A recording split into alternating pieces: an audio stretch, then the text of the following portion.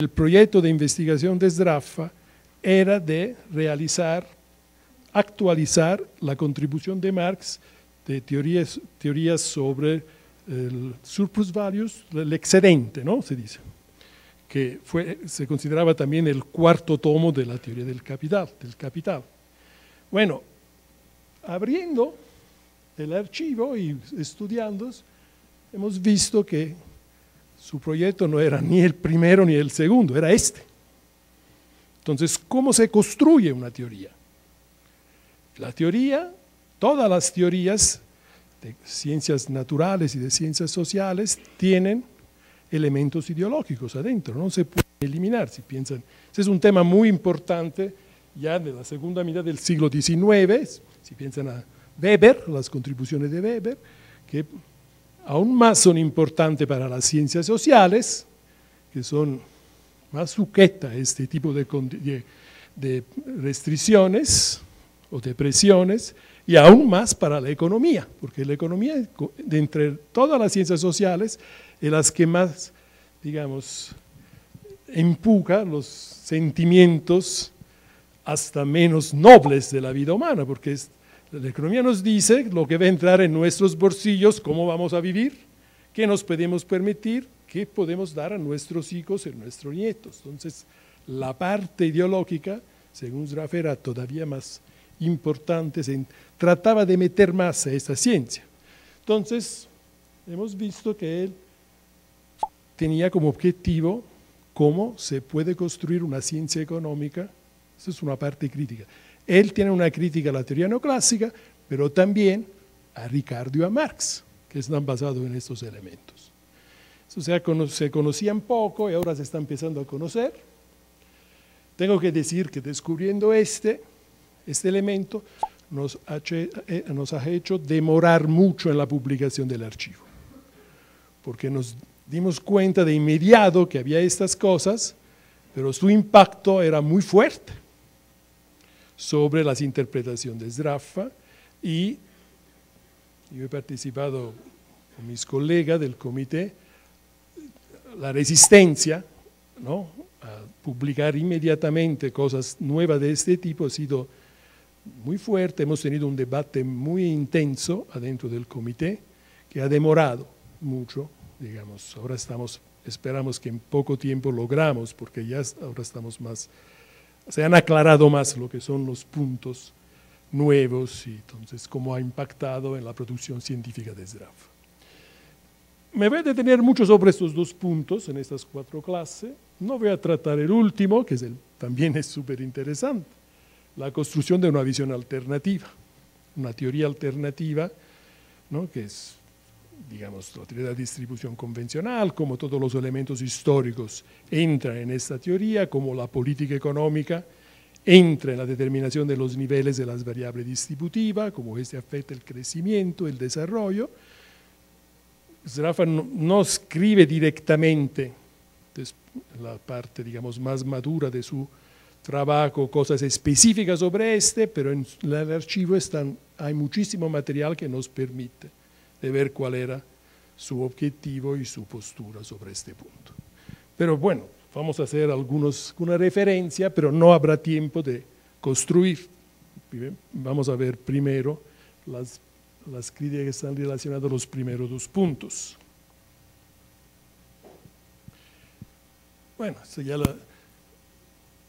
parte le he dicho. O sea, en este curso profundizaremos los primeros dos puntos. En particular vamos a discutir así, en este orden, la crítica de Sraffa al análisis del equilibrio parcial de Marshall, que fue la primera que él desarrolló cronológicamente. Luego vamos a hablar de la crítica del subjetivismo presente en la teoría neoclásica, está muy relacionada a la parte metodológica, ¿no? Luego vamos a hablar de la crítica del análisis de Ricardo y de Marx, que también vamos a decir pocas cosas, pero está relacionada también a la parte metodológica, ¿no?, la teoría del valor trabajo en particular, ¿no? Y vamos a aclarar cómo él ve que se tiene que tratar este punto.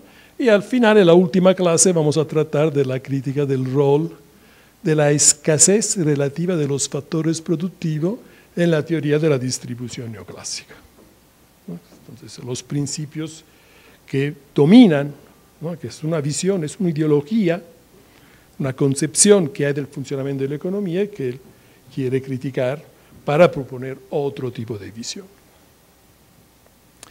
Empezaremos en esta clase, para no entrar en la parte más dura. Yo trataré siempre, todas las clases, de presentar los argumentos de la manera más sencilla posible analíticamente, porque creo que sea importante entender los elementos iniciales, particularmente para los jóvenes que se acercan a este tipo de posición, y luego, si tiene la motivación justa, profundizar la parte, digamos, de análisis más profunda, ¿no? Más dura.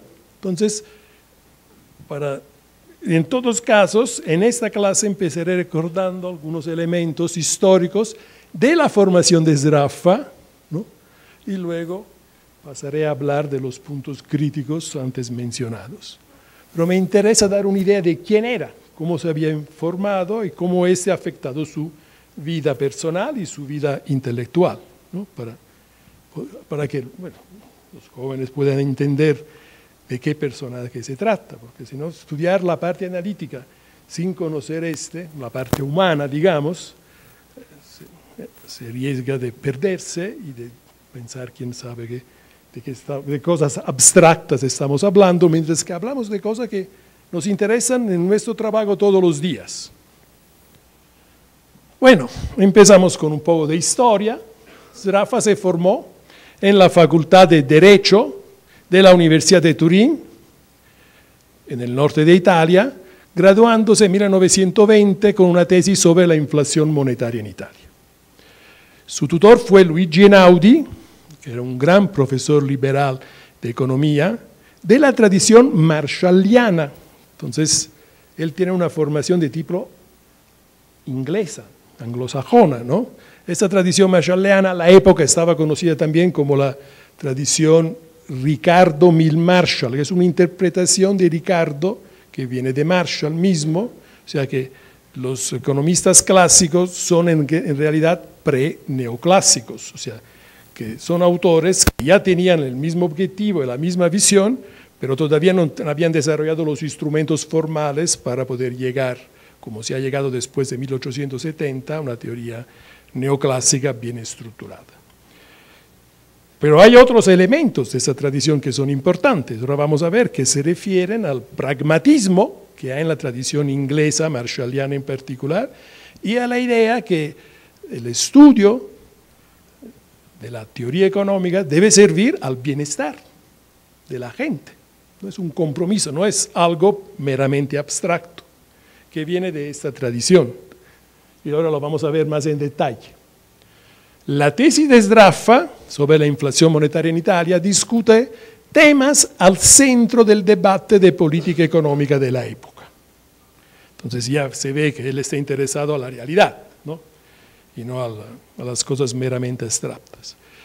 Y los temas son las causas y la consecuencia de la inflación que estaba ligada a la Primera Guerra Mundial, desde 1920. Sraffa nace en 1898. Entonces tenía 22 años cuando se gradúa. El tema de la estabilización de los precios de los tipos de cambio en un sistema financiero internacional inestable, de gran actualidad, entonces, ¿no? Que a la época se presentaba. En realidad, después de la Primera Guerra Mundial, hay un gran cambio en el sistema financiero internacional. Por la primera vez hay un problema de deuda pública de gran tamaño a nivel internacional y no a nivel de un solo Estado. Había libertad de movimientos de capital y la guerra había generado en muchos países, en particular Francia, Bélgica, Italia, pero también Alemania y los otros países del centro de Europa, una deuda pública de un tamaño absoluto que hizo cambiar el funcionamiento del sistema financiero, impuso la formación de bancos centrales independientes, ¿no? Y puso al centro de la vida económica la especulación sobre activo financiero, lo que no era importante en el siglo XIX. Existía, pero no era tan importante. Entonces cambia, en muchos sentidos, la organización de la finanza, el funcionamiento de la economía en su conjunto y la teoría económica. Y vamos a ver algunas cosas en el curso, ¿no? Pero ese es un punto clave. Y el último tema de su tesis era el retorno al patrón oro y a la paridad áurea de la preguerra. Ese fue el tema que más se discutía a la época. Esos temas fueron al centro de la conferencia de Bruselas, organizada por la Liga de las Naciones en 1920, y de la Conferencia Económica Internacional, organizada por el Consejo Supremo de las Naciones Aliadas en Génova, en abril del 22. Un poco como el Bretton Woods de la época, este tema, ¿no? Bueno, en realidad la tesis de Sraffa discute mucho con los documentos de la Conferencia de Bruselas. Si la van a ver, está discutiendo con el contenido de esta conferencia. Keynes siguió la Conferencia de Génova de 22 por cuenta del Manchester Guardian Commercial. Existe todavía, ahora existe como diario, el Guardian, ¿no? En la época se llamaba Manchester Guardian Commercial, y estaba muy interesado en analizar los problemas financieros de la época. Entonces Keynes siguió la conferencia y durante esta conferencia desarrolló las posiciones que presentó en este periódico y luego en su libro de 1923, The Tract on Monetary Reform, lineamientos para una reforma monetaria. En los primeros años de su formación, Sraffa tuvo un fuerte interés en los problemas monetarios aplicados. Entonces, mucha gente que sigue presentando a Sraffa como un economista abstracto no toma en cuenta que él tenía otros intereses en su vida, ¿no? Centrándose en la formación de la política económica, cómo se forma la política económica, ¿no? Como resultado de los conflictos sobre la distribución del ingreso. Ese es el enfoque que tiene, la perspectiva que toma. Y los efectos de dicha política sobre la misma distribución del ingreso. Entonces, él pertenece a una tradición de materialismo histórico. ¿Quién gana y quién pierde en términos de distribución de ingreso? Y estudia sea la formación de la política económica, sea cómo esta política económica va a afectar luego la distribución del ingreso. Su postura teórica, que a la época no se presentaba en forma consciente y desarrollada, era más intuitiva, no tenía una formación teórica adecuada, era joven, ¿no? Entonces era lo que eran sus sentimientos que lo llevaban a pensar de esta forma y también las lecturas que había hecho, la formación que había tenido en la escuela, había hecho un muy buen liceo en Turín y luego a la universidad, ¿no? Además pertenecía a una familia de intelectuales de primera línea en Italia, su papá fue rector de la Bocconi y toda la familia era una familia que tenía muchos intelectuales, entonces tenía una conciencia de lo que eran, digamos, podía ser una visión interpretativa de la realidad, pero no tenía ninguna formación teórica consciente desarrollada en detalle, ¿no? Tenía un punto de vista sobre la realidad sin tener los instrumentos analíticos para, digamos, fundamentarla. Su visión se acercaba a aquellas crítica y marxiana, ya a la época, espontáneamente. Hasta era radical como tipo de persona. En la tesis de Sraffa se encuentran elementos similares y diferentes respecto a la tradición marxiana, que para él fue muy importante. Él conoció a Gramsci, a la universidad, ¿no? Fueron los dos a seguir las clases sobre Dante que daba el profesor de literatura italiana de Sraffa al liceo, se llamaba Umberto Cosmo, que era un gran experto de Dante.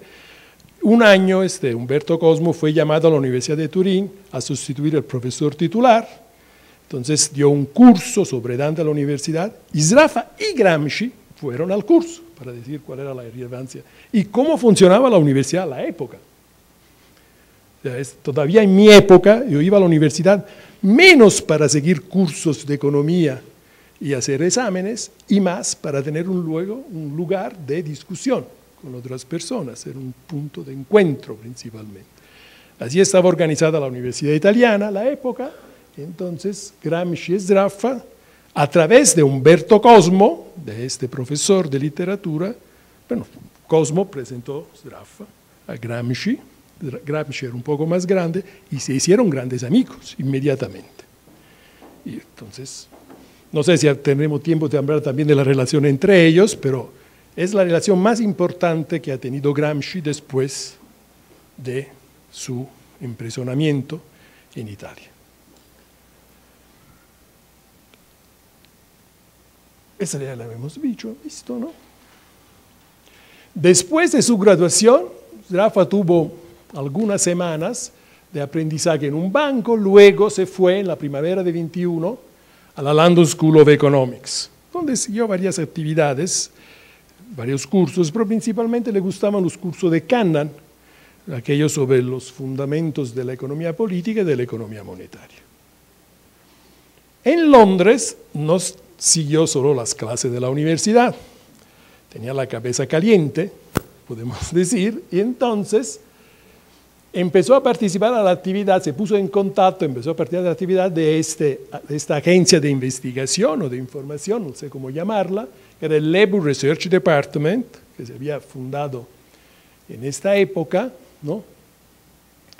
Colaborando con el joven líder comunista, el que fundó el Partido Comunista a pesar de tener solo 23, 24 años, que era un inglés de origen hindú y sueca, Gianni Palmdath. En 1920 fundó el Partido Comunista, él súper joven, ¿no? Y fundó también esta revista, The Labour Monthly, a Magazine of International Labour, que Dath había fundado. La mamá de Dath era la tía abuela de Olof Palme, ¿no? El líder socialdemócrata sueco, ¿no? Y su papá era un médico hindú que se había transferido a Londres y trabajaba allá. Pero era un personaje que ha hecho la historia del comunismo en Inglaterra, y Sraffa era muy amigo, colaboró mucho con él y con su revista, y esta colaboración le permitió escribir 3 artículos sobre las condiciones de vida de los trabajadores ingleses y estadounidenses, que se publicaron en el periódico del recién fundado Partido Comunista de Italia, Ordine Nuevo, ¿no? Ordine Nuevo. Y bueno, él mandó los artículos, se lo había pedido Gramsci, se lo mandó a Gramsci y se publicaron en esta revista, ¿no? En agosto de 1921, llevando una carta de presentación de Mary Berenson, que era la esposa de un crítico de arte de Estados Unidos, Bernard Berenson, Sraffa conoció a Keynes en Cambridge. Bueno, los Berenson eran de Estados Unidos, eran amigos de la familia de Sraffa, tenían una villa muy bella cerca de Florencia, en la zona del Chianti, la villa se llamaba Vitatti, y Keynes y los otros del Bloomsbury Group iban a pasar el verano allá. Entonces esa fue la línea de amistad personal que permitió a Sraffa de ponerse en contacto con Keynes, ¿no? Entonces, llevando una carta de Mary Berenson, Keynes llegó en el verano de 1921, en primavera, en agosto, y se presentó a Keynes. Los dos tuvieron varios encuentros en los cuales discutieron los temas de actualidad de la economía monetaria, de la época. Keynes fue muy impresionado por la competencia del joven Sraffa. Sabía verdaderamente mucho. Yo he leído muchas cosas de su trabajo financiero de la época. Era impresionante el nivel de conocimiento que mostraba en estos primeros ensayos. Y Keynes pidió a Sraffa de escribir un ensayo sobre la crisis bancaria en curso en Italia, 1921. Se había empezado una fuerte crisis bancaria, quebró uno de los 4 bancos más importantes, estaban por quebrar los otros 3, pero luego se rescataron. Y el artículo que le pidió Keynes era por el suplemento semanal del Manchester Guardian Commercial era un suplemento que salía semanalmente sobre los problemas monetarios y financieros de Europa durante la reconstrucción de la posguerra. Entonces el Manchester Guardian cada semana publicaba en 4 idiomas ese suplemento y Keynes era el responsable. Los idiomas eran inglés, francés, alemán e italiano. Entonces tenía una circulación en toda Europa muy importante. Y Keynes le pidió a Sraffa de escribir un pequeño ensayo sobre lo que estaba pasando en Italia. En este momento, la crisis de alguna manera estaba relacionada con el problema de la reconstrucción de la posguerra. Sraffa escribió este artículo, el cual resultó demasiado largo para el suplemento del Manchester Guardian, pero adecuado por el Economic Journal, y todavía está en el Economic Journal. Es un artículo que se ha leído poco, pero yo lo he leído mucho para entender lo que ha pasado en esta crisis. Me ha ayudado mucho a comprender e interpretar las causas, el origen de esta crisis. Entonces, también he escrito algunas cosas recientemente sobre cómo se puede utilizar este tipo de conocimiento para interpretar lo que ha sucedido. Es de una actualidad impresionante, ¿no? Para entender, digamos, en términos de relación de poder, la fuerza que puede tener un sector financiero para aumentar su participación en la distribución del ingreso, pero a daño de la colectividad. Y de cómo prácticamente un sistema financiero puede lograr afectando a través de una actividad de lobbying, ¿no?, los partidos y el gobierno de un país. Entonces, es súper interesante, ¿no?, como construcción de una interpretación teórica de un cierto tipo.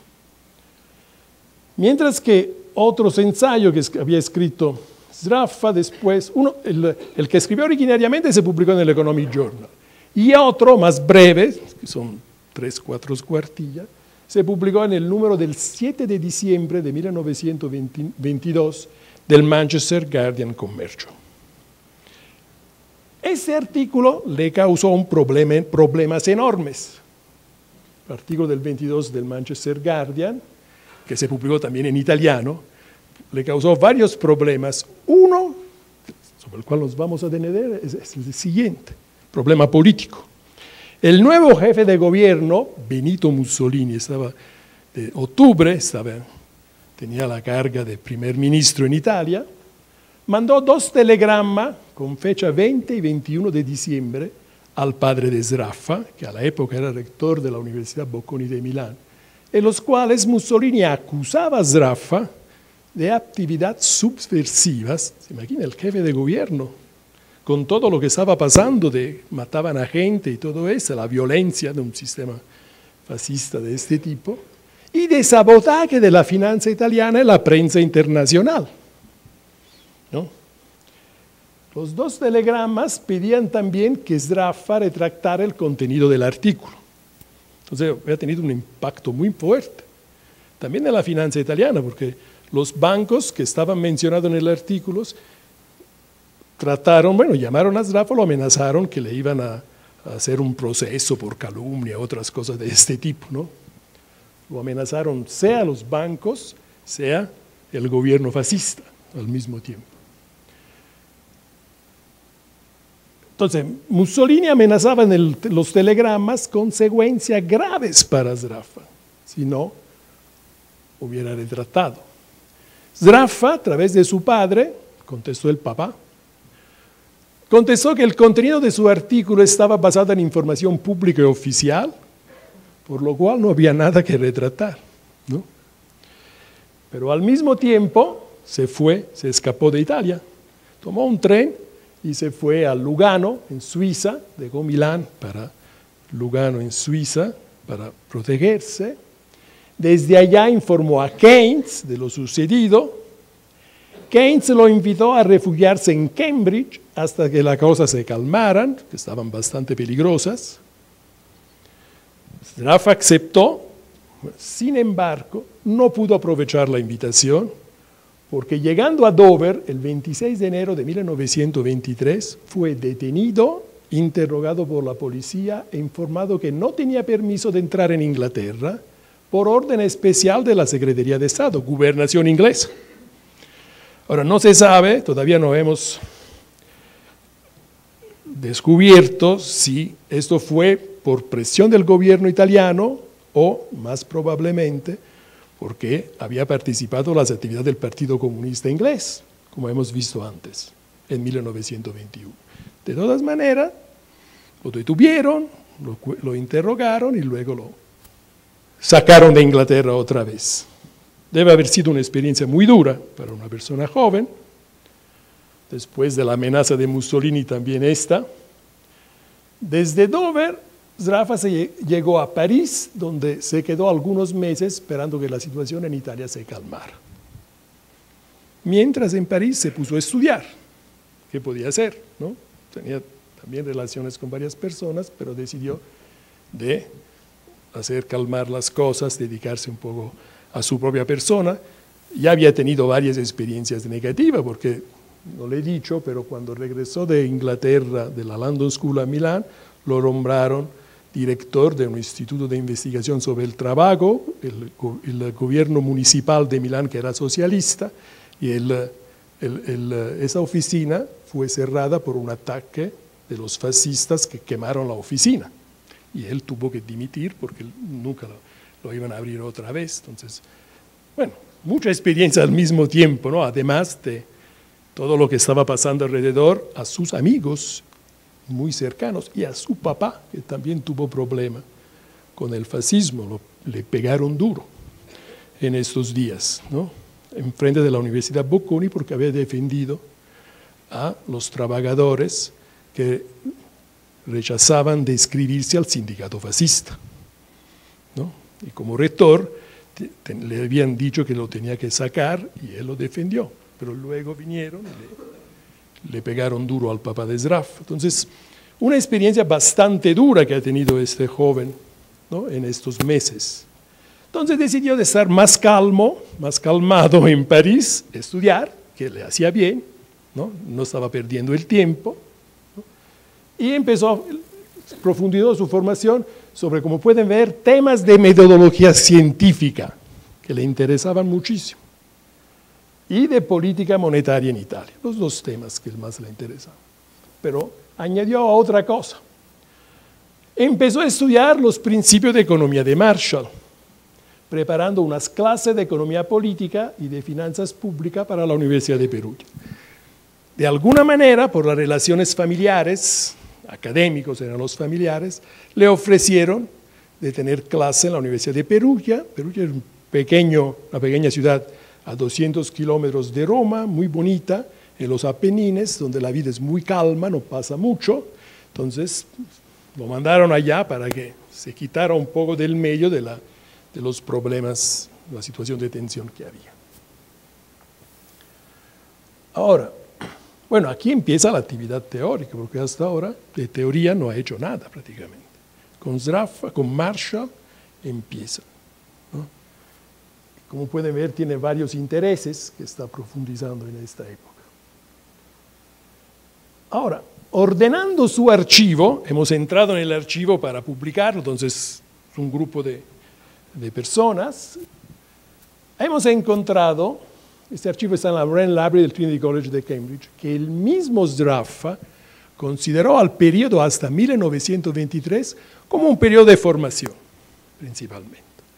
Es curioso, esto se lo tengo que contar porque pueden entender con qué personajes estamos teniendo relación en este momento.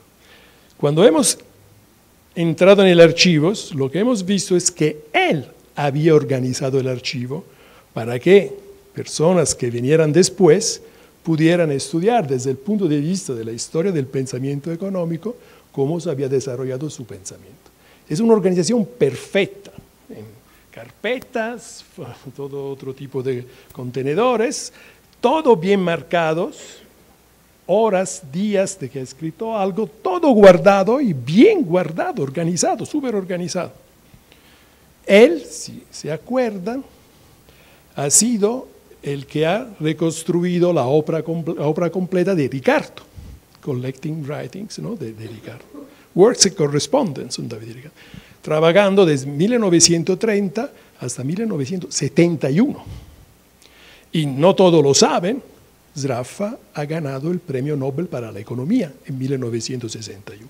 A la época no se llamaba Premio Nobel, se llamaba Soderstone Medal, pero era exactamente lo mismo del Premio Nobel, entregado por la Academia de Ciencias de Suecia, con un premio igual a lo que luego ha tenido el Premio Nobel, de los recursos que estaban allá a disposición y que en parte estaban metidos por Nobel y luego más otros fueron, digamos, integrados después, y la motivación de su Soderstone Medal, el equivalente al Premio Nobel, desde 71-72 se llama Premio Nobel por la Economía, antes se llamaba Soderstone Medal, es por su obra monumental, por la scholarship, la precisión científica con la cual ha trabajado sobre la obra de Ricardo. Es un monumento a la profesionalidad científica, así se ha definido en la motivación de dar el Premio Nobel, ¿no?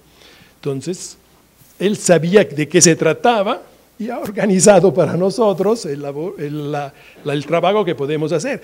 Se pueden hacer cosas, y hemos hecho cosas, que por otros autores no se pudieran haber hecho. Ese de reconstruir su formación sobre metodología científica era un reto que nos ha permitido Sraffa mismo, se lo puedo indicar cómo, ¿no? Con otros autores no se hubiera hecho, porque se trataba de ir a su biblioteca, que está siempre en el Trinity College de Cambridge, en la Brennan Library, ir a tomar a uno los libros. Cuando él leía un libro, anotaba. En las partes detrás de los libros, en general, hay una página blanca, ¿no? Que no escribía cosas de amor, escribía cuáles eran sus, digamos, lo que había aprendido del libro. Luego tenía notas que a veces hemos encontrado adentro del libro, a veces hemos encontrado en carpetas afuera. Entonces, todo tiene fecha, la mayoría tienen fecha, se puede reconstruir muy bien, ¿no? Desde las notas y lo que él escribe, cómo está avanzando en su formación, en su trabajo científico. Se puede hacer con Sraffa, porque tiene esta, digamos, ¿cómo se puede definir? Una especie de fijación, ¿no? Para este tipo de cosas, ¿no? Muy meticulosos sobre estas cosas. Entonces, no yo, pero otros colegas del comité, en particular Heinz Kurz, han podido reconstruir todo su itinerario en la formación y ligando el desarrollo de su trabajo sobre los primeros escritos de los años 20 hasta la producción de mercancías, todas las distintas versiones que hay, se pueden ligar directamente a los libros de metodología que estaba escribiendo, con la referencia que tienen estas cosas. Es muy interesante, pero nos ha permitido él, con este tipo de, digamos, de meticulosidad que tenía. Entonces, allá hemos visto esto. Quiero detenerme un poco más sobre este punto. Además de la economía, Sraffa se dedicó a estudiar las otras disciplinas científicas, sociales y naturales, deteniéndose sobre cómo se estaban desarrollando para reducir la influencia de los elementos ideológicos en las construcciones de su teoría. Eso es lo que hemos dicho al principio, ¿no? Puso particular atención sobre la metodología científica propuesta por la teoría cuántica de la física y por la filosofía objetivista. Este libro de Whitehead, de 1926, es uno de los puntos de referencia más importantes, bibliográficamente hablando, de lo que era el objetivismo, un movimiento filosófico, de filosofía de la ciencia, que cubría, desde el final del siglo XIX hasta la primera parte del siglo XX, al cual Sraffa y Keynes, ¿no?, estaban muy interesados. No era solo Sraffa, era también Keynes. Aquí ese era un punto de contacto fuerte con Keynes, que otros del grupo de Keynes, los jóvenes, no tenían. A la época, los intelectuales eran verdaderamente intelectuales, no eran técnicos de una disciplina, estudiaban la técnica de disciplina, pero tenían una visión mucho más amplia. por este podían dar grandes contribuciones, podían intentar revoluciones científicas, ¿no?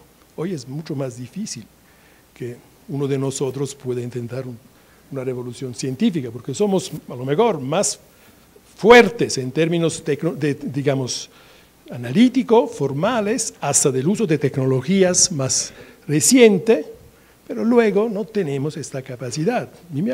Esta experiencia me ha costado mucho en términos personal, pero he aprendido muchísimo, ¿no? En particular, desde cuando hemos descubierto que él tenía ese interés para la metodología y la reacción que hemos tenido en el comité. No todos aceptaban de cambiar la interpretación, de la cual todos hemos salidos al principio. Entonces, la demora ha sido determinado por esta confrontación muy fuerte que ahora hemos aclarado, pero nos ha costado mucho en términos, digamos, de discusión y de trabajo. Y bueno, hemos también aprendido muchísimo y tenemos una visión mucho más profunda de lo que ocurrió a la época. Yo sobre eso tengo que agradecer mucho a Heinz Kurz, lo tengo que decir, porque yo cuando empecé a ver estas cartas, noté algo raro, pero no logré llegar a la conclusión de estos, tuve algunas inquietudes sobre O sea, noté que Sraffa hacía referencia a la misma referencia que se encuentran en el Treatise on Probabilities de Keynes, que es la tesis de doctorado de Keynes. Eran Poincaré, Simian, estos autores, ¿no? Whitehead, se encuentran en los dos. Digo, qué raro. Debe ser que los intelectuales de la época todos estudiaban los mismos textos, ¿no? Bueno, luego Heinz Kurz digo, no, aquí hay algo más. Él tiene un proyecto de investigación que todavía no se ha aclarado y tenemos que aclararlo. Y él decidió de trabajar duro en meterse al archivo de Sraffa y a su biblioteca personal para reconstruir, y la ha reconstruido, toda la relación entre lo que leía en el tiempo y cómo iba cambiando analíticamente su posición sobre la formación, la construcción de producción de mercancía por medio de mercancía, que como saben, empezó en 1927 y se acabó en 1960. Entonces es un largo itinerario y cuando Heinz nos dijo yo pensé que es una locura, ¿cómo va a ser este trabajo? Es casi imposible. Pero gracias a la meticulosidad de cómo estaba ordenado el archivo, se pudo hacer. Y ahora Heinz Kurz con Neri Salvadori han publicado muchos artículos sobre este problema. Y está muy bien documentado lo que es esta parte de la formación y se han entendido muchas más cosas, ¿no?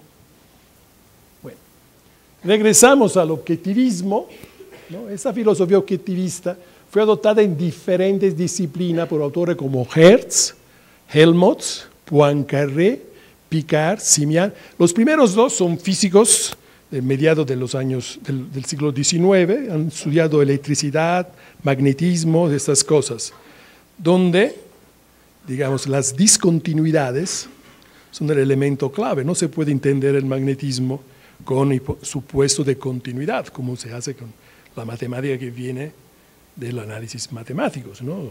El análisis matemático en términos de, bueno, la de, ¿cómo se llama?, de Newton, ¿no?, que todos usamos. Se necesitan tener discontinuidades, porque positivo o negativo son una rotura, ¿no? La idea que viene del análisis matemático, cuando se aplica a cualquier objeto de estudio, es que este objeto yo lo puedo estudiar estudiando un pedacito, ¿no? Porque todo es homogéneo. Entonces, si yo logro conocer a fondo tengo información sobre el todo. Es muy útil en ese sentido. Pero si yo quiero estudiar los fenómenos de electricidad, magnetismo, no puedo usar porque no es todo homogéneo, porque debe tener discontinuidades. Desde entonces, bueno, los primeros a aplicarlo fueron Helmholtz. Desde entonces, el análisis de la complejidad hoy es lo más utilizado. De allá viene. Y si van a leer la reseña que hace Keynes del libro de Edgeworth, ¿cómo se llama? Se llama Economics, no me acuerdo el nombre, pero solo me tengo que recordar, ¿no? Van a ver que Keynes critica a Edgeworth, que es un purista del marginalismo de la teoría neoclásica, precisamente porque tiene esta idea que todo es homogéneo, que no hay discontinuidades en la realidad. Entonces Keynes también estaba en estas cosas. Me meto otro detalle, me vienen así, como un poco desordenadamente. En el ambiente de Cambridge, Keynes y Sraffa, después de los años 30, se veían todas las tardes, de lunes a viernes, poco más tarde, paseando en los becks de los college. No lo hacían con los otros.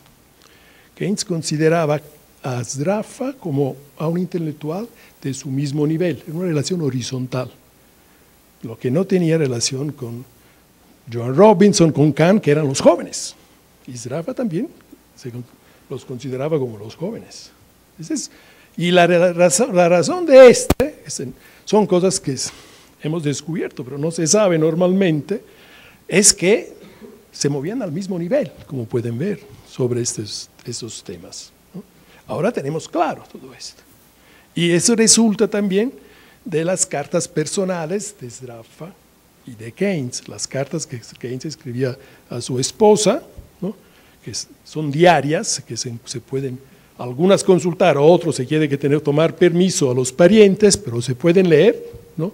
Si los que no son nietos, son sobrinos, ¿no? Pero no directo, digamos, ya son más jóvenes ellos, ¿no? Si dan el permiso, van a ver, ¿no? qué relación tenían los dos y cómo era distinta la relación que tenía con los otros, de la Cambridge Tradition, ¿no? Que están allá. Entonces, tenían mucho en común. Poincaré, Picard, Simian son franceses, ¿no? Se encuentra mucha referencia también en los escritos de Keynes. Labriola es un marxista italiano, ¿no? Que también tenía esta postura desarrollada, es un personaje muy ecléctico. Heisenberg, el principio de determinación de Heisenberg, un físico, ¿no? Que escribió también libros de texto sobre la teoría cuántica.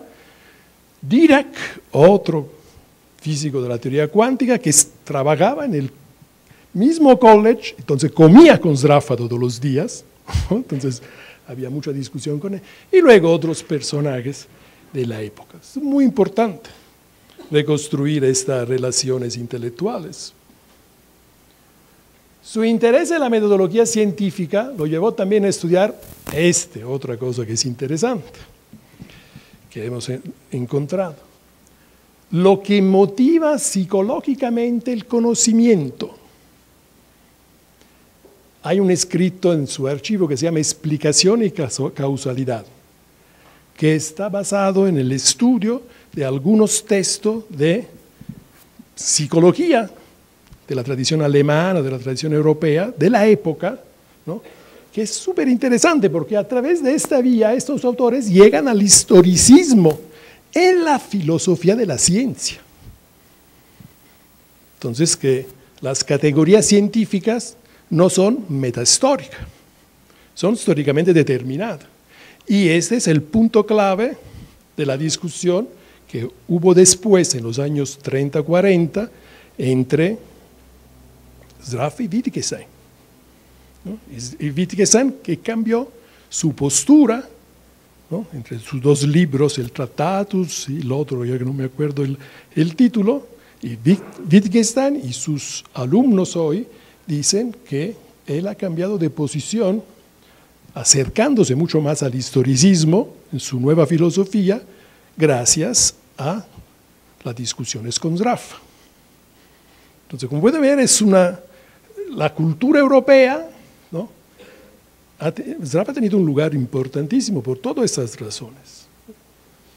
Entonces, este escrito es muy interesante de leer y vamos a ver ahora que pasamos a Marshall, que Marshall, sin decirlo explícitamente, tiene un enfoque historicista en relación a, digamos, a la metodología a la filosofía de la ciencia. Lo aplica directamente. Ese escrito habla de, bueno, trato de recordarme brevemente, aunque mi memoria nunca es buena, el contenido, son pocas. Lo que hacía Sraffa es que leía libros y luego escribía un pequeño ensayo de 4 o 5 cuartillas para ver lo que había entendido. Es uno de estos que a veces se encuentra en los libros, este se encuentra en una carpeta aparte. En este escrito, él dice de dónde viene el conocimiento. El conocimiento viene de las inquietudes que tenemos psicológicamente en nuestra vida diaria. Sin inquietudes no hay motivaciones, no hay preguntas. La inquietud surge cuando vemos algo en nuestra vida diaria que choca con lo que pensamos sea normal. Si no tiene inquietud. Y presentas algunos ejemplos, pero no me recuerdo los detalles. Dice, si yo salgo en la mañana en la calle, encuentro un señor semidesnudo que está en el piso, con la cabeza abajo y los pies arriba, ¿no? ¿Qué hago? Me pregunto, porque esta es la inquietud, motivación psicológica inicial, ¿no? Y entonces, ¿cómo me comporto? Trato de ver de qué se trata, pregunto, ¿no? Empieza un proceso de conocimiento. ¿Por qué está en esta posición? Si no le puedo preguntar a él, pregunto a otro. Si me contestan por razones religiosas, ¿no? Puede ser que me aquieto, entonces no pregunto más, o que me surgen otras inquietudes, entonces pregunto más.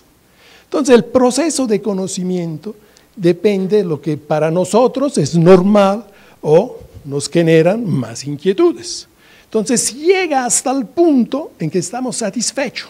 No hay un absoluto. O sea, procedemos hasta que nos sentimos que sí. Nos podemos seguir el camino de todos los días, porque ya hemos entendido algo de estas cosas, estamos más satisfechos. Nos hace entender, si lo aplicamos a la filosofía de la ciencia, que las preguntas y hasta qué punto estamos dispuestos a profundizar, ¿no? Como método de análisis, depende de las condiciones históricas. Entonces, por esta vía se llega a una forma de historicismo, ¿no? Vamos a ver que Marshall tiene precisamente este tipo de postura en su desarrollo. Ahora, varios escritos documentan el trabajo de Sraffa en aquellos años sobre la política monetaria en Italia. Voy rápido porque es más de información. Uno se publica en la revista de Piero Gobetti, La Revolución Liberal, en 1923. Otros, un intercambio epistolar con Tasca, Angelo Tasca, un miembro del Partido Comunista, se publicó en 1927 en Stato Operaio, una revista del Partido Comunista. La Revolución Liberal, Stato Operaio. Son posturas opuestas casi. Es toda gente inquieta, democrática, antifascista y progresista. Pero son de distintas formaciones política y cultural. Bueno, uno de los problemas que se pone si Sraffa era de alguna manera cercano al Partido Comunista, ¿hasta qué punto? Es uno de los grandes temas que se discute en la literatura. Seguramente era cerca de esta postura, pero yo creo que cada problema luego que él va a discutir se tiene que hacer una distinción sobre eso. Él nunca se inscribió al Partido Comunista, ni a ningún otro partido. Entonces guardaba su independencia intelectual, ¿no? Frente a la política. Y eso ya me parece una cosa importante. Estaba abierto a cualquier tipo de postura. Gobetti, un liberal, ¿no? Angelo Tasca, Gramsci, son del Partido Comunista, y colaboraba con ellos. Escribía artículos para la revista que ellos tenían. Estaba cerca al Partido Socialista, Turati, tenía relación con Turati, por vía de la madre, tenía un parenterazgo, se dice, por vía de la mamá, ¿no?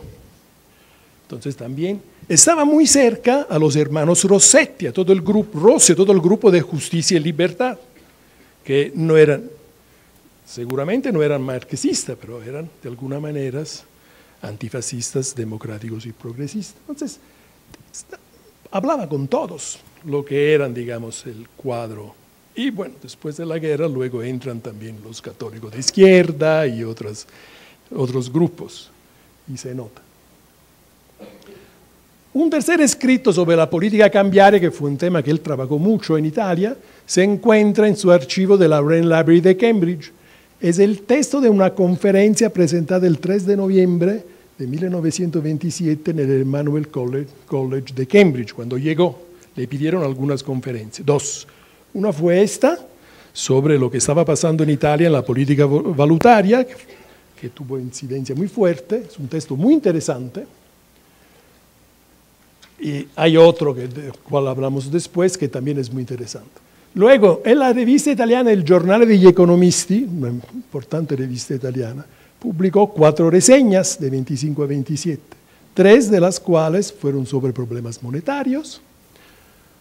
Ahora, pasando de la teoría política monetaria a otros temas, en abril de 1924, Gramsci publica en Ordine Nuovo algunos extractos de cartas que Sraffa le había mandado sobre la situación política italiana y sobre los métodos de lucha contra el fascismo. ¿Quién hubiera pensado?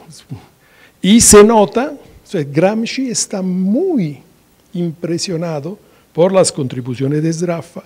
Gramsci era el secretario del Partido Comunista a la época. Él estaba muy de acuerdo con algunas de las posturas de Sraffa que eran críticas de la línea de la Tercera Internacional y del Partido Comunista, ¿no? De la Internacional Comunista y del Partido Comunista. Pero como secretario del partido no podía hacer afirmaciones en contra de la línea del partido. Entonces, ¿qué pensó hacer?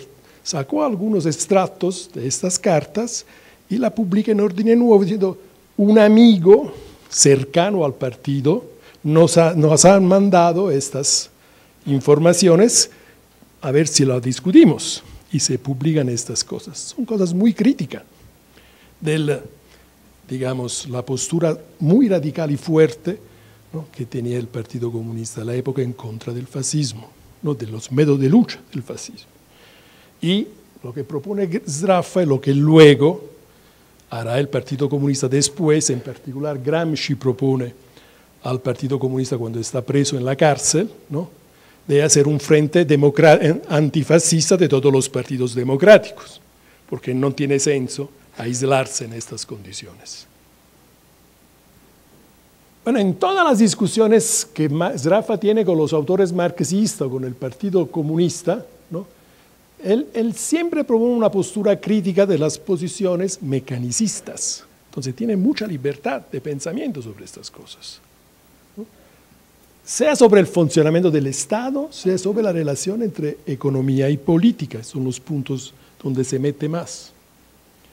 Estas posiciones eran comunes, las posiciones mecanicistas, a la época entre los autores marxistas. Tengo que decir que todavía dominan bastante a veces, ¿no? La teoría del Estado muchas veces es bastante, digamos, rígida, la postura marxista, pero no de todos los marxistas, de los más ortodoxos, y también de los miembros del Partido Comunista de la época. Finalmente, en otra conferencia en Cambridge, impartida en noviembre de 1927, la segunda que tuvo cuando llegó, Sraffa examinó cómo el fascismo, esto es muy interesante, estaba tratando de reformar la organización del Estado italiano, introduciendo el llamado Estado corporativo, a través del cual, dice Sraffa, el gobierno pensaba de influir directamente en la distribución del ingreso. Dice Sraffa que el fascismo no quiere hacer público la propiedad de los medios digamos, de producción, como quiere el marxismo. Quiere nacionalizar no los medios de producción, quiere nacionalizar la distribución del ingreso. ¿Qué está proponiendo en realidad? En este escrito se ve muy claramente que está presentando una teoría de la distribución del ingreso que todavía no ha desarrollado, que se puede colocar como convencionalista y que se opone a las teorías dominantes que atribuyen a las restricciones materiales, es decir, a la disponibilidad de recursos en la economía, a los conocimientos tecnológicos, la escasez relativa de los factores, para nosotros que somos economistas lo podemos decir así, un papel dominante en la determinación de los niveles, esa es la palabra clave, de las variables distributivas. Los niveles dependen de elementos políticos institucionales que son históricamente determinados, forman las convenciones. Y ya sale en este escrito con claridad. Él todavía no ha desarrollado su teoría positiva, pero ya tiene esta postura muy claramente en este escrito, ¿no?, sobre el fascismo. Ahora, la crítica a los análisis de equilibrio parcial de Marshall representa la primera y única contribución teórica de aquellos años, hasta 1927, principio de su llegada a Cambridge, ¿no? Es decir, del periodo que llega hasta el inicio de su actividad en la Universidad de Cambridge, donde llegó en 1927. Después de 27, cambiando completamente entorno intelectual, empieza a dedicarse a la construcción de las teorías. La relación con Keynes, ¿no? Keynes y su grupo se dedicaban a construir una teoría alternativa. Sraffa entra en relación con este grupo, se vuelve un pilar de este grupo y desde entonces empieza la construcción de la crítica y la construcción positiva de lo que son las teorías dominantes. O sea, aparte lo de Marshall, que ahora vamos a ver en detalle, ¿no?, empieza una nueva fase de su vida intelectual con esta llegada. No sé qué horas son, quisiera pararme un poquito para descansar y luego, si tenemos tiempo, puedo empezar la parte sobre la crítica a Sraffa. Si hay preguntas también. Y las preguntas las hacemos regresando, ¿sí? 5 minutos y regresando hacemos la ronda de preguntas, ¿les parece? ¿Sí? Voy a traerte agua. No te traemos agua. Gracias.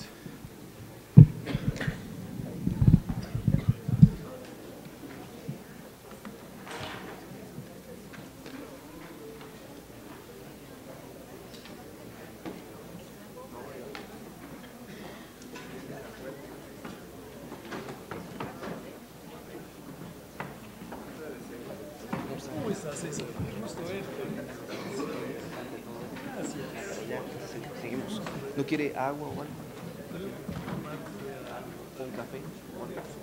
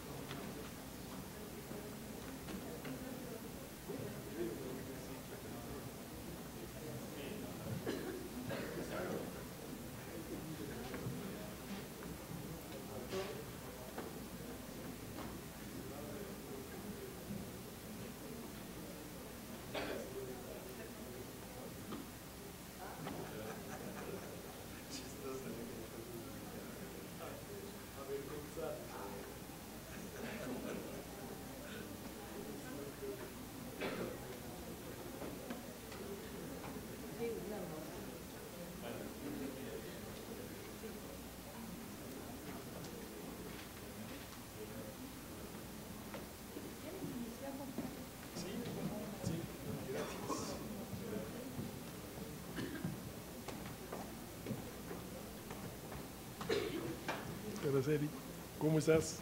Bien. Profesor, le quería preguntar, ya vi los dos libros. ¿Empiezo así por orden los artículos? No, solo los dos. Los dos que son dos de... El capítulo 26 y el capítulo 10. Ajá, sí, porque vi todos y dije, no, para leerlo en fin de semana me va a suicidar. Uno es sobre la historia Sí. del concepto de independencia y el otro es sobre la postura. Este se puede hacer una tesis. Es de mucha actualidad. ¿Hasta qué punto los autores críticos piensan que se pueda controlar la oferta de moneda, de dinero y la tasa de interés? Que es su postura. Y hay mucho debate de si es otro tema que se puede hacer. Y anda muy de moda, en especial Con la otra, en la no, UNAM. Ajá, ¿No? ok. Entonces esos dos artículos. Empieza con este, luego hablamos. Ok, profesor. ¿Retomamos? Bueno, hay algunas preguntas sobre esta parte, que es muy densa, con mucha información.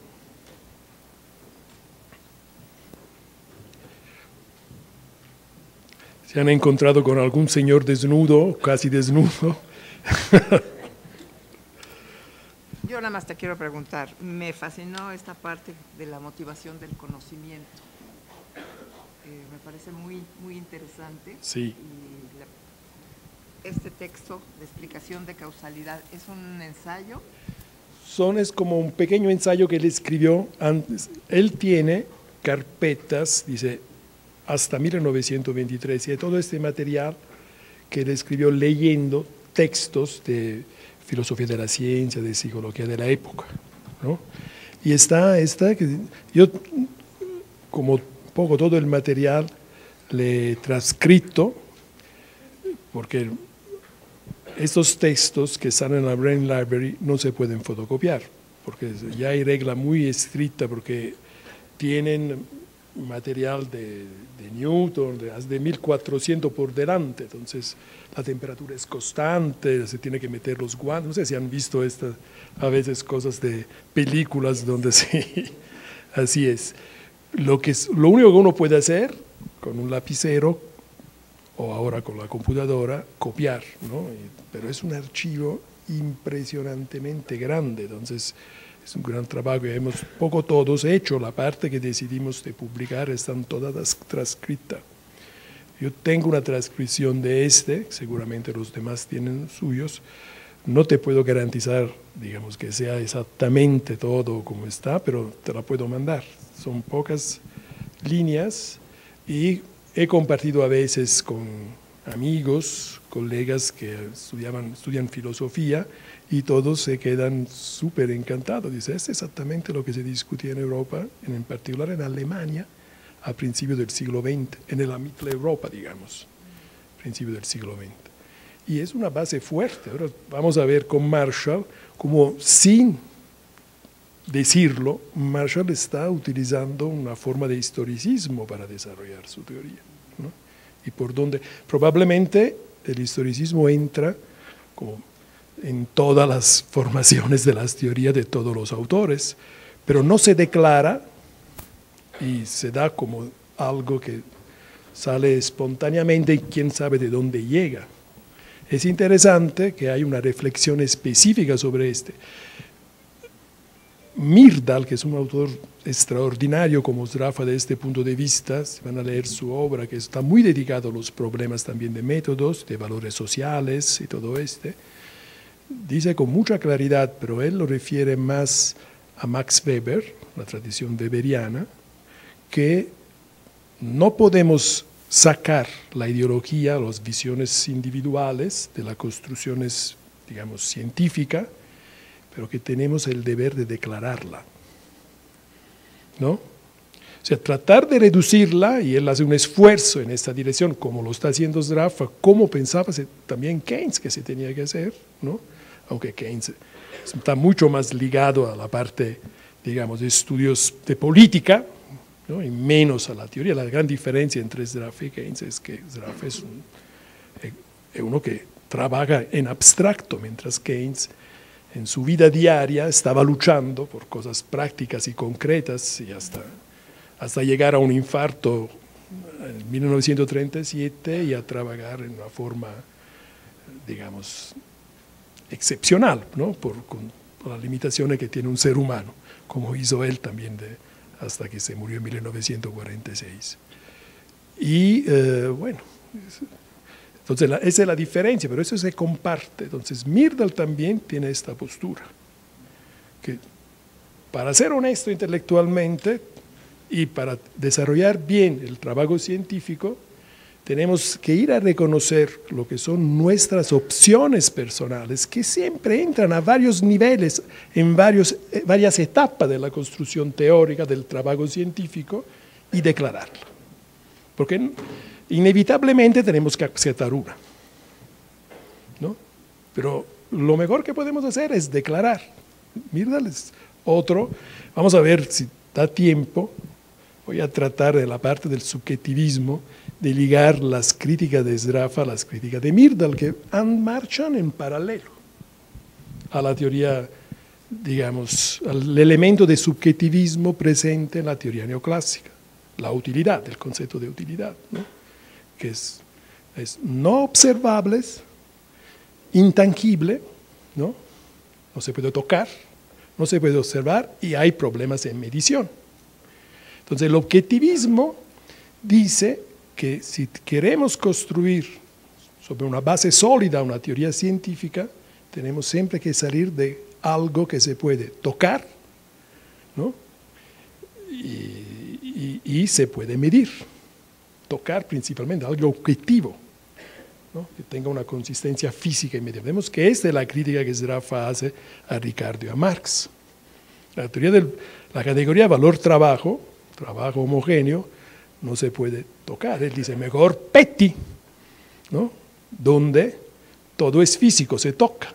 Es hierro, es cobre, ¿no? Que son los insumos materiales. Se tiene esta visión.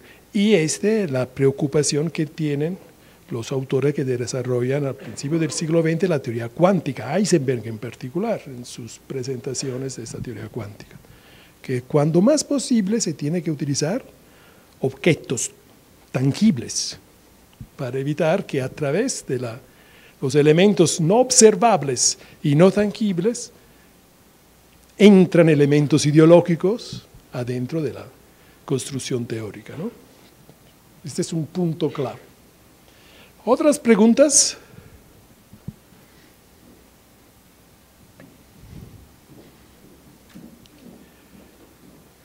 Sí, por favor.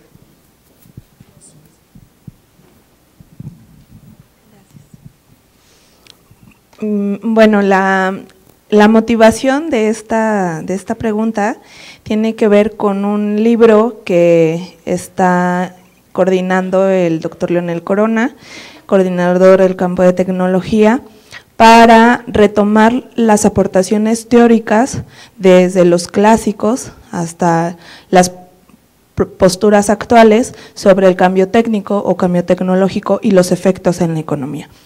Entonces, la pregunta es, ¿cuáles son los elementos que se pueden tomar de SRAFA para explicar lo que entonces se conocía como el cambio técnico y los efectos en el análisis histórico de las fases de la economía y en la distribución del ingreso y el desempleo? Una pequeña pregunta. Bueno, no logro contestar a la pregunta completa, ¿no? Claro que Rafa tiene esta postura que él es un evolucionista, ¿no?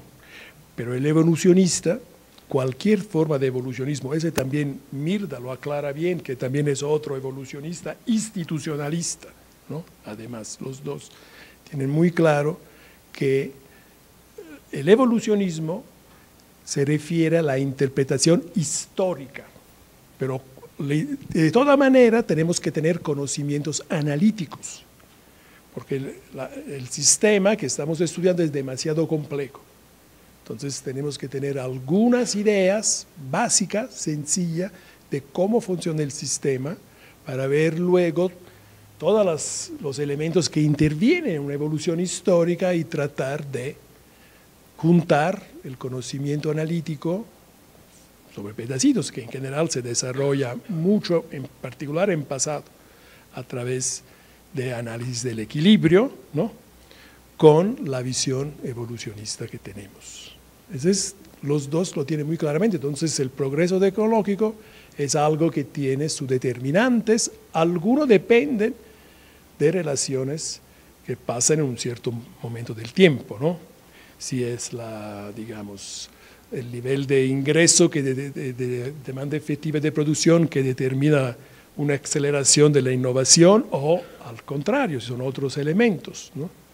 Pero esos son estudios que se pueden hacer sobre el pasado, lo que ha sido y podemos generalizar, intentar generalizar. Pero luego, si vamos a describir lo que está pasando en un país, a fuerza tenemos que meter mucho más elementos. Entonces, este es un punto clave, porque hay una crítica por parte de economistas críticos al uso del concepto de equilibrio, ¿no? Bueno, yo no estoy de acuerdo con esta crítica. Yo creo que el concepto de equilibrio es un elemento muy útil, porque la capacidad que tenemos de conocer la realidad es muy limitada. Entonces tenemos que hacer todos los esfuerzos posibles para empezar a tener puntos firmes, lógicamente coherentes. Y es más fácil empezar con el concepto de equilibrio. Al respecto decía Richard Kahn que un hombre, antes que correr, tiene que aprender a caminar. Entonces esos son, digamos, los primeros pasos. Estamos aprendiendo a caminar primero para hacer algo más complejo. Además, tenemos que tomar en cuenta que los personal computer lo tenemos a disposición desde menos de 15 años o 20, ¿no? Pero en los años 70, cuando yo me he entrenado en la Universidad de Cambridge, como, digamos, he hecho mi doctorado, había un edificio entero que era el Computer Center, donde yo tenía que ir, ¿no? Y me dieron una memoria, que era un disco de este tipo, con un Astro, ¿no? Que era mi memoria, ¿no? Yo iba, le entregaba, allá estaban mis files archivados, ellos lo metían, había una cantidad de gente impresionante que estaba allá dentro, que trabajaba, y luego me iba a una posición donde había una pantalla, empezaba a trabajar rellamando los piezas de la memoria, ¿no? La memoria de todo el Computer Center en Cambridge era mucho más chica del iPhone que yo tengo conmigo. Ese ha afectado enormemente la formación de las teorías económicas. Ahora vamos a ver Marshall. El problema que tenían a la época es que con el equilibrio económico general no se entendía nada de cómo funciona. Bueno, no se entendían los detalles, se entendían las grandes líneas, pero ellos querían conocer los detalles. Y entonces empiezan a trabajar en esta línea. Entonces yo creo que aquí tenemos, digamos, en esta línea se puede, o sea, algo es hacer una historia de lo que pasa, de cómo evoluciona, que puede ser historia muy distinta de país a país, pero luego la parte teórica tiene que asegurarse que hay afirmaciones que son bien, digamos, formuladas y bien planteadas, lógicamente, que podemos utilizar. Y ese mucho, a veces son alternativas, y ese mucho depende de lo que nosotros pensamos sea la más adecuada. Entonces, este es un pluralismo, ¿no?, en la manera de pensar el análisis económico. Y cuando uno hace un trabajo sobre progreso técnico, problemas ambientales, el pluralismo me parece súper importante.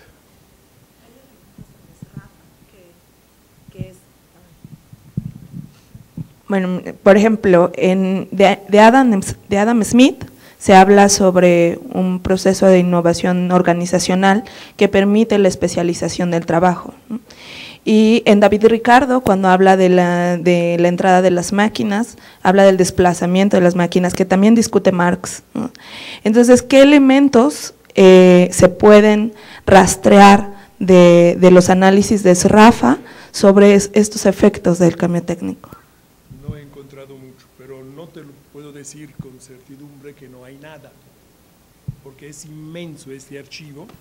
Él ha tenido que dar clase después de la Segunda Guerra Mundial en Cambridge con, digamos, los grupos de militares que estaban empezando a organizar allá en Inglaterra todas las actividades de la reconstrucción, y le han pedido de hacer dar algunas clases sobre la economía italiana y la economía del sur de Italia en particular, ¿no?, donde puede haber elementos de este tipo. Por lo que me acuerdo, había mucho de organización industrial y hasta de elementos financieros adentro de la organización industrial, que eran las cosas que él más conocía. Pero ya, no me he metido, digamos, con mucho detenimiento sobre esta parte del archivo. A lo mejor hay algo, a lo mejor no pudiera decirte. Hay un autor que se llama Richard Arenat, adentro del comité que estamos mirando el archivo. Cada uno tiene su tarea. Yo tengo la tarea de los escritos monetarios y políticos. Entonces, principalmente de la parte hasta los años, bueno, cuando llega a Cambridge, al principio y todo esto. Y otras partes monetarias, por ejemplo, el debate con Hayek, que está encargado a otro colega, y lo que son las clases que él dio sobre el continental banking, la organización de la banca en Europa, que se han encargado a otro colega también. Entonces dividimos porque es mucho trabajo. Yo he hecho una parte, toda la parte de escritos políticos y de escritos monetarios, en relación particularmente a los escritos sobre política monetaria en Italia, me la encargaron. Pero luego hay uno que se llama Richard Arenat, que se dedica a la parte de organización industrial, que se encuentra en una de las cosas que hace. Es un francés, ¿no?, que es muy conocido. Entonces, ya ha publicado mucho, puedes ver si él tiene cosas específicas sobre este. ¿No? ¿Otras preguntas?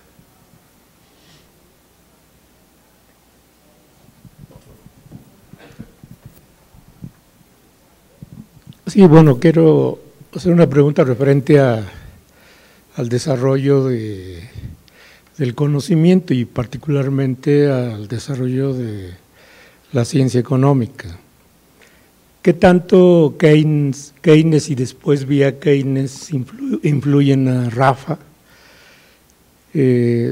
por toda la tradición empirista inglesa, ¿no? Porque viene el desarrollo de toda la teoría del conocimiento, John Locke, David Hume,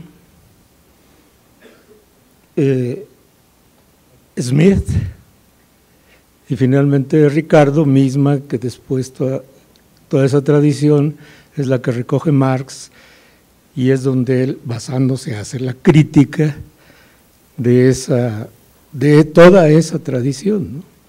Y precisamente lo que Marx hace es la crítica de la economía clásica, o sea, la crítica en sí del capitalismo, ¿no? Y digo todo esto por lo que usted está mencionando, de que parte del conocimiento tiene bases psicológicas. Y eso es lo que desarrolla básicamente en todos sus escritos David Hume.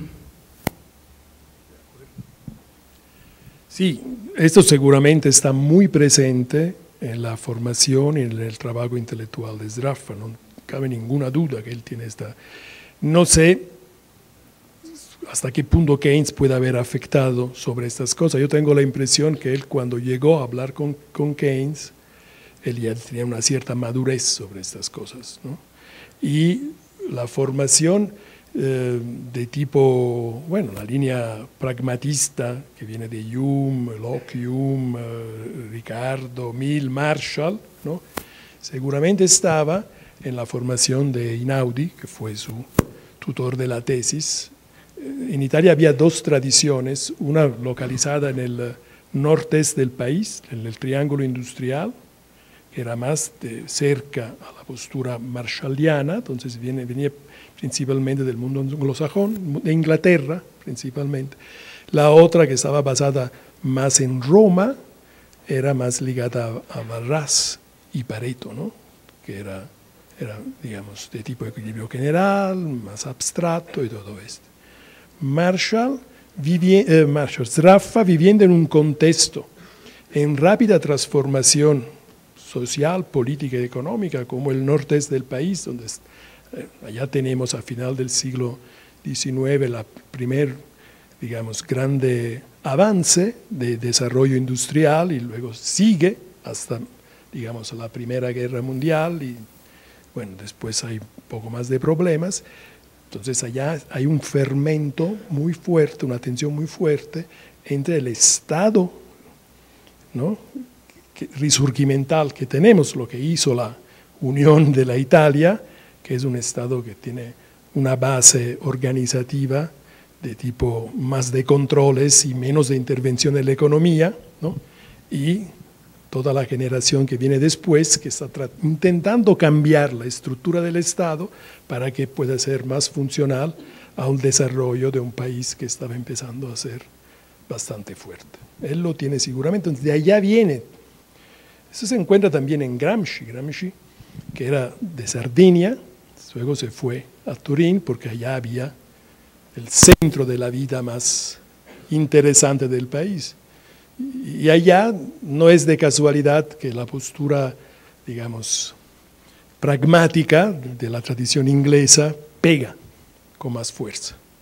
Entonces las cosas, hay una cierta interacción entre esos elementos. Entonces él lo tiene, y creo que cuando llega en el 1927 a Cambridge, ya tiene 30 años, intelectualmente es un hombre ya muy fuerte, que los colegas de Cambridge le tenían miedo porque decían que cualquier, digamos, problema lógico no escapa al ojo de Sraffa, así lo definían, ¿no?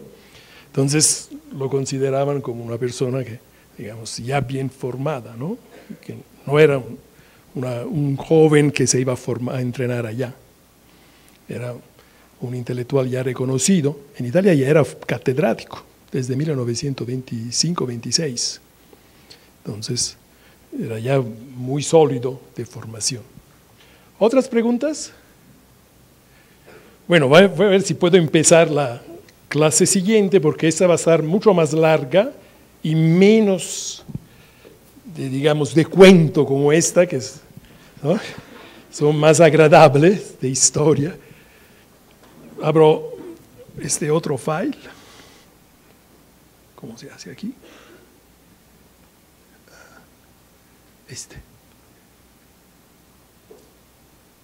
Aquí está. Y empezamos.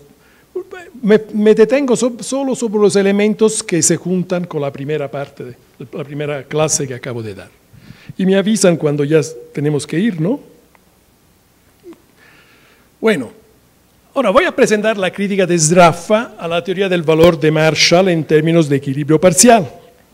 Y lo voy a hacer siguiendo este sumario. Bueno, primero sintetizando cómo Marshall introduce el tema. Marshall es el inventor del equilibrio parcial. Entonces, ¿por qué lo hace y cómo lo hace? Segundo, haciendo referencia al artículo de Clapham de 1922, Clapham es un alumno de Marshall. ¿Qué pasa? No, ustedes me tienen que decir.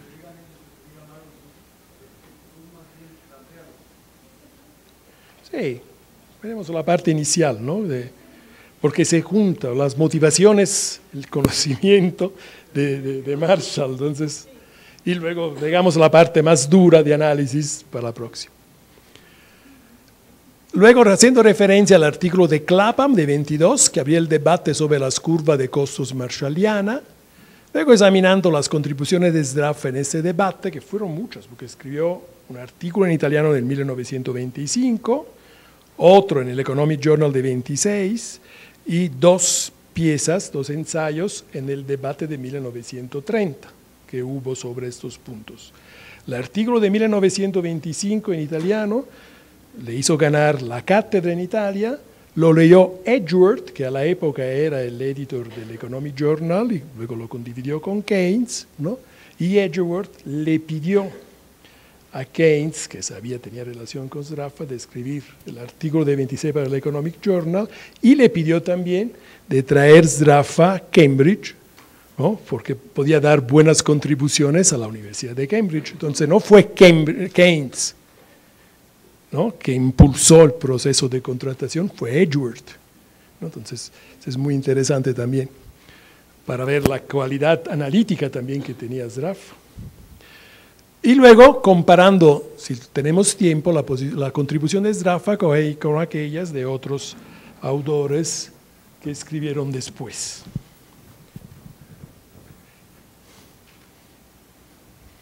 Bueno, ahora, Marshall, dos elementos relacionados entre sí caracterizan, entre los otros, que hay muchos, pero me detengo sobre estos dos, la obra de Marshall. En primer lugar, regresando a la pregunta de antes, siguiendo la tradición podemos meter también Locke, Jung, porque es el más conocido, Marshall quiere contribuir al progreso y al bienestar de la sociedad, formulando propuesta rigurosa de política económica, ¿no? La motivación. Esta elección, que se puede definir ética, ¿no?, es una inquietud de tipo ético, y quiero contribuir al desarrollo de mi pueblo, ¿no? Entonces, dar una contribución en este sentido con mi trabajo intelectual, y que pertenece mucho a la cultura británica, por lo que se decía antes, ¿no? Aprehende fuerzas en los años exitosos de la Inglaterra victoriana. O sea, pero lo que vivieron esta época era posible fácilmente. Hoy es mucho más difícil con la situación de crisis que hay, pero a la época era más fácil para una persona experimentar su conocimiento, su actividad, y dar una contribución, porque la economía crecía mucho, el mundo se desarrollaba, entonces había mucha más libertad de lo que hay en una situación de crisis fuerte como la actual. Y además, esta elección confiere pragmatismo al trabajo teórico. Esos son los intereses de Marshall. El enfoque pragmático viene de que me interesa dar una contribución. O sea, la teoría es algo abstracto y se tiene que estudiar en abstracto, pero yo tengo ciertas inquietudes, regresando a la motivación psicológica, ¿no? En segundo lugar, para formular rigurosamente propuestas de política económica que favorezcan el desarrollo de los distintos sectores productivos, la obra de Marshall examina con atención, es su contribución teórica más fuerte, más importante, cómo conceptualizar el pasar del tiempo en la teoría económica, ¿no?, que es un tema máximamente difícil y los tomos 2 y 5 de los principios de economía, si lo van a leer, están dedicados a este tema, que Marshall, según Marshall, pone las mayores dificultades a la teoría económica. Pasar del tiempo, efecto de corto plazo, de largo plazo, eso lo sabemos también hoy, ¿no? Con el fin de resolver estos problemas y realizar sus aspiraciones, hasta ética, personales, las motivaciones, digamos, Marshall introduce en la teoría económica varias nociones de equilibrio. ¿Cómo se puede construir algo? A la época el equilibrio era importantísimo para empezar a caminar, ¿no? Y eso es lo que caracteriza. Marshall también era un evolucionista. Si leen Economic on Industry o otros, digamos, otras contribuciones, van a ver que él tiene un enfoque evolucionista y se reconoce. Pero es el arquitecto de las estructuras teóricas de equilibrio a fuerza, porque si no, ¿cómo iban a sacar algo para empezar a caminar, ¿no? Por un lado, distingue entre las nociones de equilibrio general y equilibrio parcial. Por otro lado, define los conceptos de equilibrio secular, de largo plazo, de corto plazo y temporáneo. Todavía los usamos. En macroeconomía usamos mucho corto, medio y largo plazo, ¿no? Pero cada vez, pues, en macroeconomía depende del tiempo, hay una cierta arbitrariedad en términos de tiempo. Ahora vamos a ver lo riguroso que es Rafa sobre estas cosas, que es Marshall sobre estas cosas. No, a lo mejor no había acabado. Sus análisis se refieren a una economía de competencia perfecta, ese otro elemento. En las obras de los economistas neoclásicos de final del siglo XIX y principio del siglo XX, el análisis del equilibrio general competitivo, General Competitive Analysis, se dice, ¿no?, era el único punto de referencia teórico. Entonces no existía equilibrio parcial, corto plazo, nada de todo esto. Ese análisis permitía fundamentar lógicamente las principales ideas sobre la formación de los precios, sobre la distribución del ingreso y el nivel de actividad y empleo de la economía. Sin embargo, la complejidad del modelo, imaginas a la época, ¿no?, qué difícil que estaba manejarlo, no permitía profundizar el funcionamiento de partes o sectores de la economía y otorgar la fuerza teórica deseada a las propuestas de política económica que se referían al desarrollo de los mismos. Esa es la motivación que tiene Marshall en particular. Para Marshall era importante aclarar rigurosamente la relación entre las conclusiones generales sobre el funcionamiento de la economía que se derivan del análisis del equilibrio general. El principio de la escasez relativa era el más importante que se conocía, ¿no?, y aquellas que se derivan sobre el funcionamiento de sus partes o sectores que también contribuyen al desarrollo del país. Con este fin, ese es lo que tenía en la cabeza, lo que quería realizar. En un marco de competencia perfecta, desarrolló el concepto de equilibrio parcial, que examinaba los cambios en un sector de la economía asumiendo el ceteris paribus, es decir, que los precios y las cantidades producidas en los otros sectores se mantenían constantes. Se lo sabemos bien. Los análisis de equilibrio general consideran correctamente todas las interacciones que ocurren entre los distintos sectores de la economía. Al contrario, los análisis de equilibrio parcial pueden pasar por alto algunas de estas interacciones. Entonces, los análisis de equilibrio parcial son aproximaciones, ¿no?, de lo que ocurre en una economía. Esta aproximación, según Marshall, y ese es el punto de su motivación, se justifica si permite conseguir una más clara intuición del funcionamiento de los distintos sectores y permitir fundamentar propuestas eficaces para su desarrollo. Es el pragmatismo, ¿no?, que viene de aquí, de estas cosas. En la obra de Marshall, los análisis de equilibrio general pueden ser seculares y de largo plazo. No pueden ser de corto plazo, de otro tipo, ni temporáneo ni intertemporal como conocemos hoy. En los segundos, de lo de largo plazo, se asume que ciertos elementos cambian lentamente en el tiempo y entonces se pueden considerar como datos en el análisis, ¿no? ¿Cuáles son? Los conocemos bien. La teoría neoclásica de Marshall, el conocimiento tecnológico, disponibilidad de los factores productivos y distribución de los agentes de la economía, preferencia de los consumidores. Como el modelo, digamos, de equilibrio económico general de Arrow-Debré tiene los mismos elementos, pero en un marco metodológico distinto. Según Marshall, esos tres elementos cambian con el pasar del tiempo, pero con mayor lentitud que otros. En un análisis de equilibrio secular, al contrario, se asume que también esos tres elementos, ¿no?, cambien, ¿no?, puedan cambiar. Entonces, que cambia la población, que hay progreso técnico. En realidad, ese sería el concepto de steady growth que hoy conocemos. Pero el concepto de steady growth se ha formalizado y desarrollado después de los años 30. Entonces Marshall lo tenía, pero no lo tenía desarrollado. Lo tenía como opción posible, ¿no? Los análisis de equilibrio parcial pueden ser de largo, corto plazo y temporáneos. Los primeros se asume que los productores puedan usar todos los conocimientos tecnológicos disponibles en la economía, porque pueden pasar de un sector a otro, vender las plantas, cambiar las plantas y todo esto.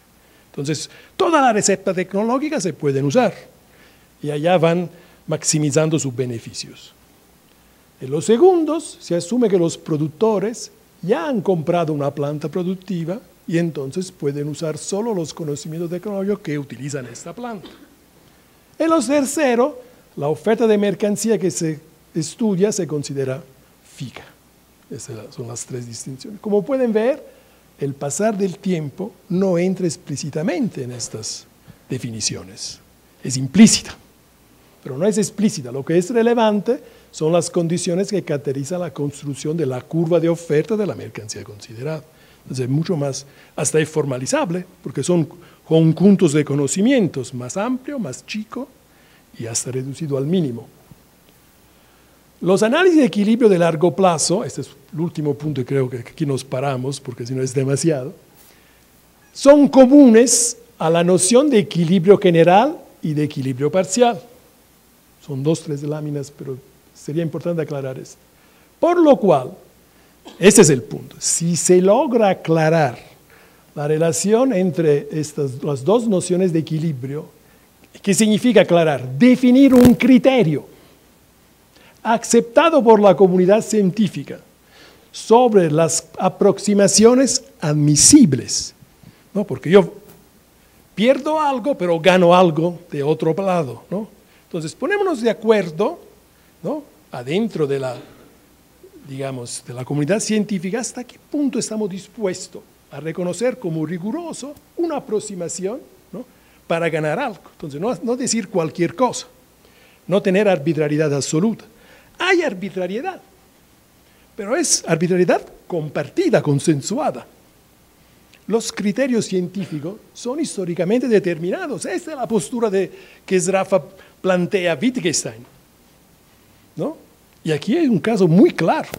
Todo el trabajo de Marshall en este punto es sobre este punto. Yo creo que es muy importante reconocerlo desde el principio, ¿no?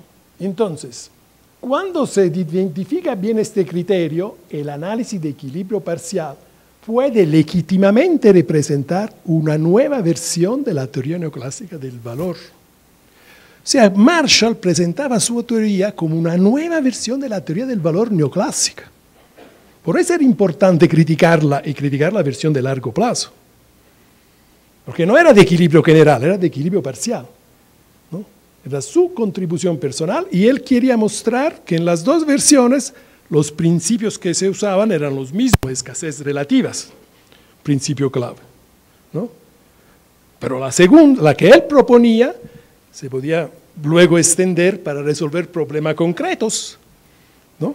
Y entonces, según el pragmatismo de la tradición británica, poder dar más fuerza a la postura de política económica, específicas.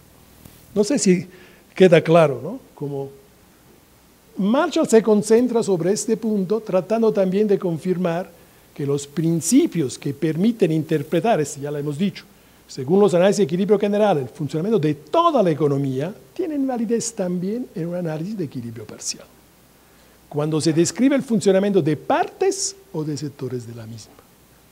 Principalmente este de la escasez relativa es un punto clave. Ahora, aquí viene la propuesta concreta de Marshall, ¿no? Y es sobre esta propuesta concreta de Marshall que se abre el debate, sucesivamente. Si quiere me paro aquí, si no voy un poco más adelante, ¿cómo ve? Bueno, ok. Entonces retomamos de aquí el próximo viernes, ¿no? Estoy a disposición.